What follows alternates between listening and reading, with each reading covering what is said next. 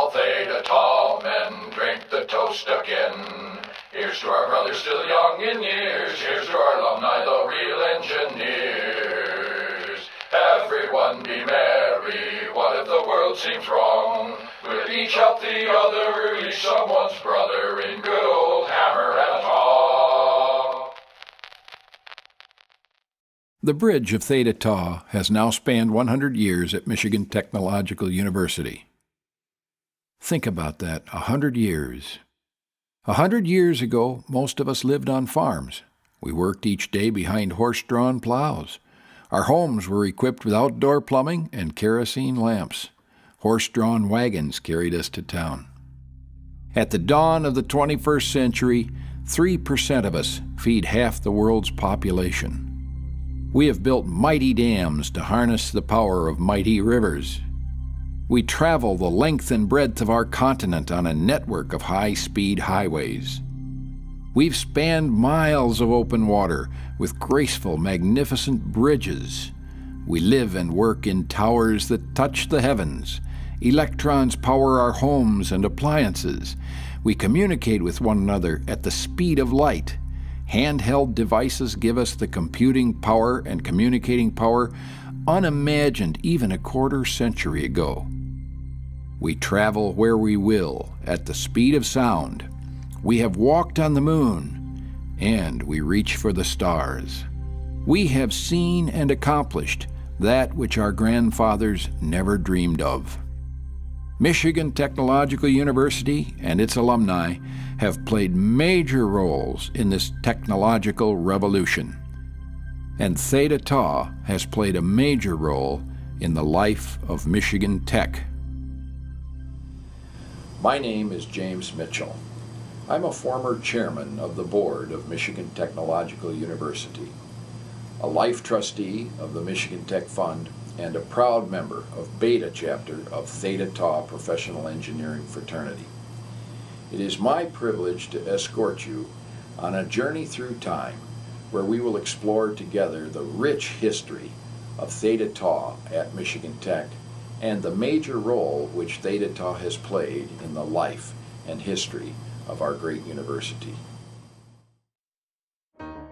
On October 15, 1904, Eric J. Schrader, Elwin L. Vinell, William M. Lewis, and Isaac B. Hanks founded the Society of Hammer and Tongs at the University of Minnesota. The hammer and tongs were recognized as the ancient symbols of engineering. They felt that mining and engineering students should have a professional fraternity similar to those of the doctors, lawyers, and dentists. In that same year, 1904, Gabe Bishop, Albrecht Hasselbring, and Charles Kumke founded the Rhombohedron Club for engineering students at the Michigan College of Mines. They were soon joined by this man, Herman Hopkins, as well as Robert J. Downing and others with names of Porter, Burke, Anderson, Andrews, and Erling. In 1905, Isaac B. Hanks spent the summer in Houghton and met Robert J. Downing. He told him about the Society of Hammer and Tongs. Downing and Andrews were impressed. They traveled to Minneapolis and were initiated into the society, which by then had been renamed with the Greek letters Theta Tau. They returned to Houghton to initiate the rest of the ROMs on March 26, 1906. Herm Hopkins became a lifelong leader of Theta Tau fraternity.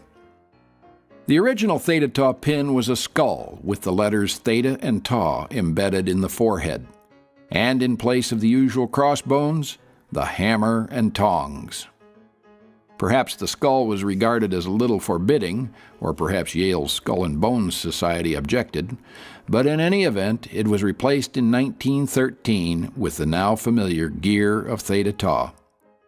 But the hammer and tongs, by which we were still known as H&Ts, survived and have continued to be primary symbols of Theta Tau, just as they were in the beginning.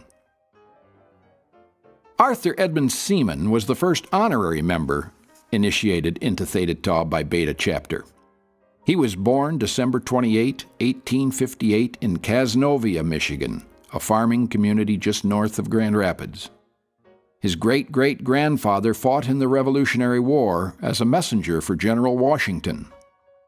He came to the Upper Peninsula as a lumberjack and was soon given a job as a surveyor with the Michigan Geological Survey. He was one of the first students to enroll in and graduate from the Michigan College of Mines when it was founded in 1885. Under M.E. Wadsworth, first president of the college, he became a full professor, and from that time until his death in 1937, he built the mineral collection of the college into one of the finest in the world.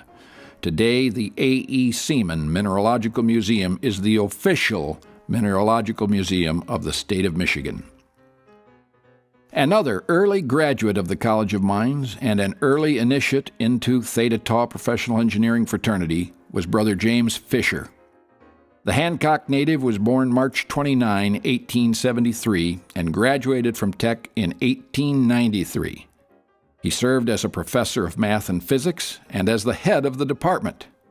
He was the dean of the faculty from 1936 to 1946. He actively participated in the life of Theta Tau throughout his life, which came to an end when I was a student in 1962. This man, Brother Leo F. Duggan, was known to us as the man who saved Beta Chapter of Theta Tau during the depths of the Depression. He hailed from Port Sanilac, Michigan, attended Ferris Institute, and graduated from the University of Michigan.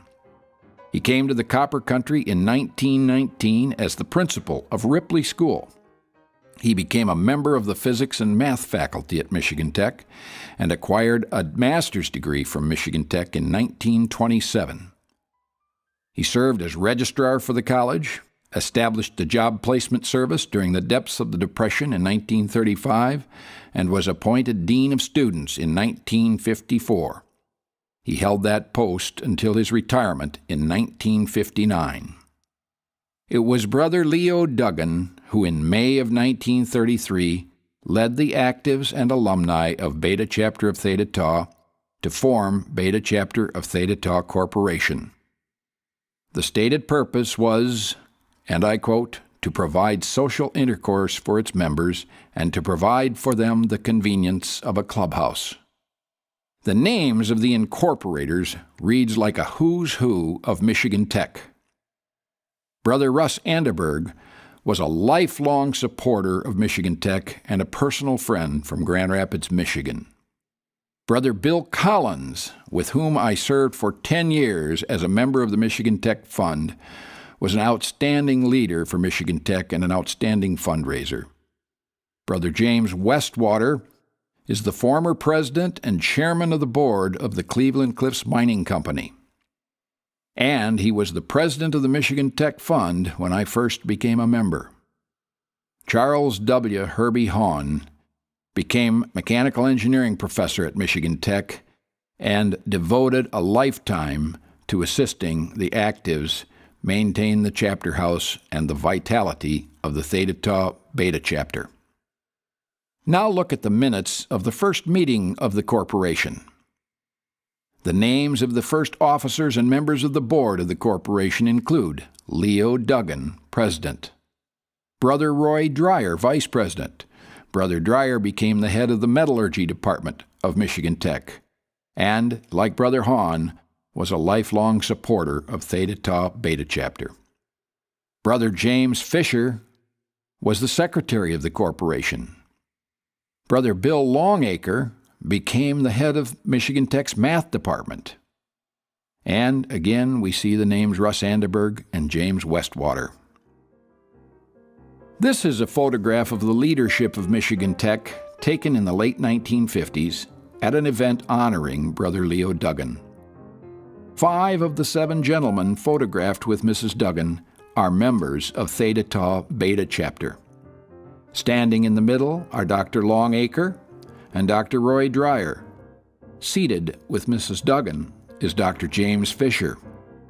Dr. Duggan and Dr. J.R. Van Pelt, then president of the university. Dr. Van Pelt became an H&T as a student at Michigan Tech shortly after World War I. The chapter house, which the corporation purchased in 1933, was the gracious old clubhouse of the Keweenaw Club. It was located on College Avenue, where the University Administration Building is now located. By 1961, when I arrived at Michigan College of Mining and Technology, the house and grounds had changed and matured some, but it truly was one of the loveliest and most stately of fraternity houses at Michigan Tech. Fraternal singing has always been a favorite at Theta Tau. Here are some of the actives, no doubt singing a lovely old Methodist hymn, or perhaps Waltz Me Around Again, Willie. The H&Ts have always been popular with the ladies, as you can tell by the way this young lady is looking over Brother Ron Mathwick, circa 1955. She must have liked what she saw, because here is the same lovely lady with Ron 50 years later. Ron Mathwick obtained a law degree after leaving Michigan Tech and was one of the people who, on a return visit to Tech in the early 1960s, influenced my decision to attend law school after leaving Michigan Tech in 1965. Then in the spring of 1962, disaster struck at Beta Chapter. The beloved chapter house on College Avenue caught fire. Before the firemen could arrive, the house had become totally engulfed in flame and was totally destroyed. The volunteer firemen do the best they can, but the passage of time between the call for help and the arrival of the firemen gave rise to one of our favorite events, our annual Fireman's Day Off Party. This is all that remained that cold spring morning after. It is fortunate that we are able to look back on this horrific fire and laugh it off with an annual Fireman's Day Off Party. It was a miracle and a blessing that no lives were lost, and injuries suffered were relatively minor. Here to talk to you about this harrowing experience is Brother Tom Delageorge, who was asleep in the third-floor sleeping room when the fire began. Boy, it's hard to believe this is 45 years ago, but I remember this so well.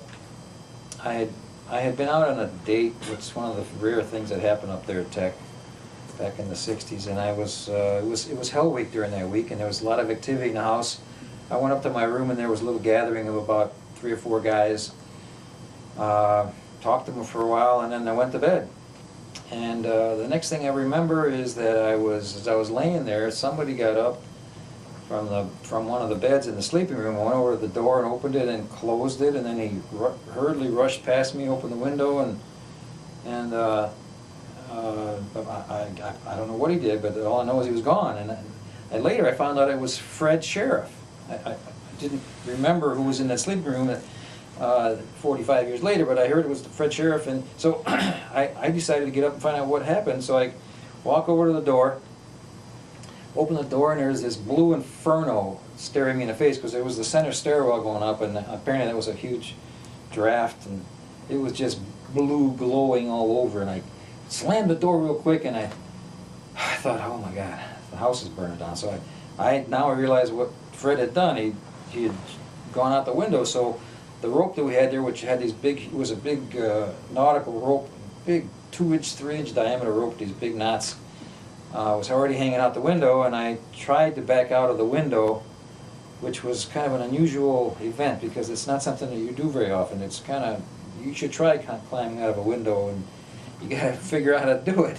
So I had my Theta Tau nightshirt, which was a red nightshirt, down to here, and my jockey shorts underneath, and I tried to put my feet out, and I'm laying on the window ledge on my belly, and then I looked, and this flames that were in my room next to the sleeping room were shooting out of the window about 10 feet straight horizontal, and then they curled up. So there was a huge draft or vortex or something, whatever you want to call it, going through my room and through the whole house as the house is burning down. So I said to myself, just be calm, Tom, and relax and try to hold on to the rope so you don't fall from there. Well, as I'm saying that, can't believe it, but that's exactly what happened. I slipped my hands off the rope, and the next thing I know, I'm falling down from the 3rd floor, and on the way down, and I remember I was kind of in a sitting position, and I'm thinking, I wonder what's going to break. And a second later hit the ground, and I bounced up like a rubber ball. Nothing broke, I just bounced right up, and I couldn't believe it, and I ran to the front of the house up on by the sidewalk where all the people were milling around and looking at the house burned down. And I think Tom Irwin was there, and I don't remember too much of what's going on, but somebody wrapped a blanket around my legs, and next thing I know I was at St. Joseph Hospital. I don't exactly remember how I got there, who took me there, but when I fell, apparently I landed on these stones, rocks that surrounded the house to keep the water from the roof from eroding the land, so they put stones, crushed rock, and I must have buried some of those stones in my feet because they were picking stones out of my feet when I was there. Fortunately, they weren't picking stones out of any place else because I had this double layer of cloth on my body. So I remember that is it Joe Lapo? No. Dick Lapo. Dick Lapo. I remember hearing the story about Dick Lapo sliding down. He slid down his rope and burned his hands, and apparently he was in the hospital too, and I didn't know that until later. And then I heard about Fred Sheriff breaking his wrists when he went out the window. My understanding is that he grabbed a hold of the end of the rope, and somehow when he went out, he fell before the rope was even taut, and he hit the car below him with his wrists and broke his wrist, and there was still slack in the rope. Now, why he would do that, I have no idea, but that's apparently what he did, and that's how he got hurt. So I think him and me and Dick, I think we're the only ones hurt. And later that day, this girl that I'd taken out, since we had lost everything in the fire, because all of us that were up there for 4 years, of course we had everything we owned up there, and it all went up in flames, and so she bought me some clothes, and I remember leaving the hospital on crutches. My feet were still healing, and trying to make it through school that rest of that quarter. Ended up flunking one class, first class I ever flunked, and then I ended up flunking 2 more after that when I lost incentive to study anymore, since I had to come back the following year to take that class all over again. So, but anyway, that's behind us now, and we're all okay, and that's my memory of the story of April the 19th, 1962. Apparently, Fred Sheriff grabbed the wrong end of the rope when he went out the window, because he fell 3 stories and went through the window of Ed Circa's car. Standing next to Ed's car in this photo is Campus Security Officer Oman, who loved to give us parking tickets as students. In our scrapbook, we labeled this photo Officer Oman handing out another parking ticket to a hapless Michigan Tech student. For the remainder of the college year and through much of the fall of 1962, the brothers lived in the old Douglas Hotel, known affectionately as the Doghouse. The arrangement wasn't too bad, but unfortunately the brothers had to pay for the beer that was available downstairs. Then during the fall of 1962, the brothers moved into this lovely chapter house on Anchor Hill, overlooking Portage Lake. The corporation had purchased this gracious manor from the Thornton family with insurance money and the proceeds of the sale of the College Avenue property to the university for the new administration building. The Thorntons had used this property as a summer home. The home was originally built by the famous Jimmy D, who also built D Stadium. D Stadium saw a great deal of hockey, professional hockey, Michigan Tech hockey, high school hockey, and amateur hockey. The Actives quickly settled into their new home and renewed their winning ways.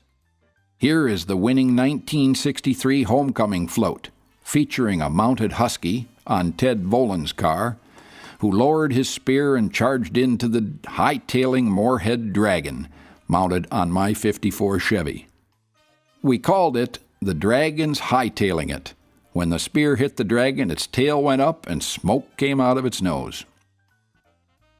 The first class pledged on Anchor Hill included Brother Dave Stallard, Brother John Coons, Brother Bill Perkins, Brother Ken Lutz, Brother Doug Hansen, Brother Jim Biekela, and myself. The Beta H&Ts have always enjoyed a reputation for hard work and a winning tradition. Here is the winning H&T 1964 Winter Carnival skit featuring human puppets performing The Legend of Sleepy Hollow. The H&Ts of Beta were a major force in Winter Carnival for many years. We always had officers and members in Blue Key. We were always carnival contenders, and we often won. If you won a trophy 3 times, you retired it, and the H&Ts retired several during the 50s and 60s. Here is the winning 1965 Winter Carnival snow statue, built by Theta Tau. Here is one of the Winter Carnival trophies we retired, featured with our lovely Winter Carnival Queen candidate, Kathy Bush. While we H&Ts won Winter Carnival, a KD, our football quarterback Jay Dishnow, won the heart of Kathy Bush. It was my privilege a few years ago to work with KD's Jay Dishnow and Denny Ewers in the campaign that saved football at Michigan Tech. The H&Ts of Anchor Hill continued the tradition of initiating distinguished honorary members into the fraternity. This is Richard T. Dunnebeck, who was an understudy to Dr. Duggan.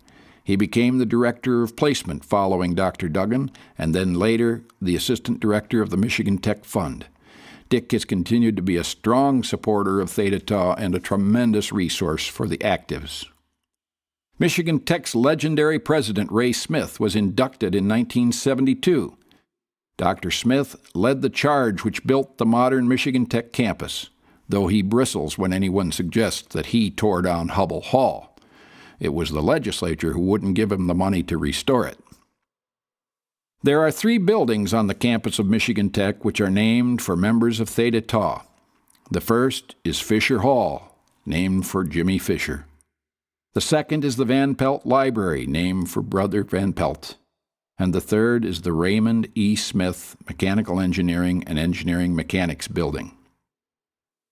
Service to Michigan Tech has always been a hallmark of the Beta chapter of Theta Tau. Brother Tom Irwin became the president of the Michigan Tech Fund. He appears center standing in this photo of the leadership team for the successful $150 million fundraising campaign, along with John Sellers, Tech's Vice President for Development, Gary Anderson, President of the Dow Corning Company, Dick Robbins, builder of the Chunnel machine, which dug the English Channel Tunnel, and with his father, one of the top 100 engineers of the 20th century, and Bob Carnahan, successful venture capitalist and major benefactor of Michigan Tech. It was Brother Tom Irwin and Regent Henry Weber who started me on my 40 years of volunteer service to Michigan Tech. It was the tradition for our leaders to encourage the young members to become active in campus affairs, to become members of Blue Key, or members of student government, or members of some of the committees that function at the university. As chairman of the Board of Control of the university many years later, it was my privilege to confer honorary doctorate degrees to 2 fellow H&Ts shown with me in this photo. Brother Don Sari, one of the leading mathematicians in the world, and Brother James Clungness, cable television pioneer and member of the Michigan Tech Fund. In honor of our 100th anniversary at Michigan Tech, Theta Tau Beta Chapter will initiate 2 other distinguished Michigan Tech notables into the fraternity. Dave House, Mr. Intel Inside, graduated from Tech with me in 1965 and spent most of his career at Intel, leading the development of the Pentium processor and the entire Intel Inside program, a program which has revolutionized the way we live, work, and play.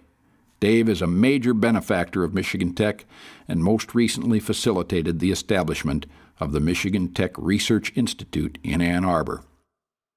Dr. Bill Predabon is the head of the Mechanical Engineering and Engineering Mechanics Department. He obtained his doctorate degree from Iowa State University. He is one of America's leading experts in wave propagation in solids, impact phenomena, and ceramics. Dr. Predabon and Dave House make a wonderful addition to the membership of Theta Tau Beta Chapter. Well, there you have it, 100 years of history of Michigan Tech and Theta Tau Beta Chapter. Our future looks as bright as our past, and here to talk about that future is brother Mike Gunther, who chaired our 100th anniversary celebration. Thank you, Brother Mitchell.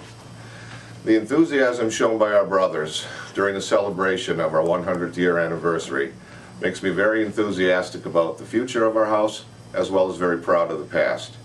In addition to the Beta chapter of Theta Tau Corporation Board, which owns and manages the assets of the chapter house, the Beta chapter of alumni have formed what we call the Alumni Foundation. Through the foundation, and in the spirit and tradition of Dean Leo Duggan, we raise money to support the house, the actives, and we also share some thoughts with them, give them some advice, and we participate in annual work weekend projects that has been working real nice to keep the house upkeep very well. Come join us and help us build a bright tomorrow for Theta Tau, for Michigan Tech, and through the creative genius of our alumni, the real engineers, a bright future for all mankind. Come, all Theta Tau men, drink the toast again. We each help each other, we're each someone's brother, in good old hammer and tong. Come, all Theta Tau men, drink the toast again. Here's to our brothers still young in years, here's to our alumni, the real engineers. Everyone be merry, what if the world seems wrong? We'll each help the other, each someone's brother, in good old hammer and tong.